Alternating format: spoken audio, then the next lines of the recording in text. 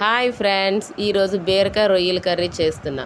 First కళా పెట్టుకోండి, oil వేసేసుకొని ఆవాలు, జీలకర్ర, శనగపప్పు, మినప్పప్పు, ఉల్లిపాయలు, వెల్లుల్లి, కరివేపాకు అన్నీ వేసుకున్నాను.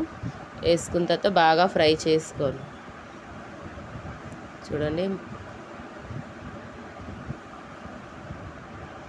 బాగా ఫ్రై చేసుకొని చూడండి, కొంచెం ఫ్రై అయిపోయి ఇప్పుడు బీరకాయ ముక్కలు వేసుకుంటున్నాను.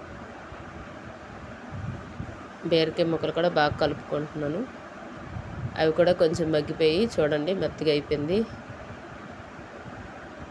ఇప్పుడు వేరేగా ఇంకో కళాయి పెట్టుకొని అందులో రొయ్యలు వేపుకుంటున్నాను. చూడండి, ఇప్పుడు ఇందులో పసుపు, కారం, సాల్ట్, గరం మసాలా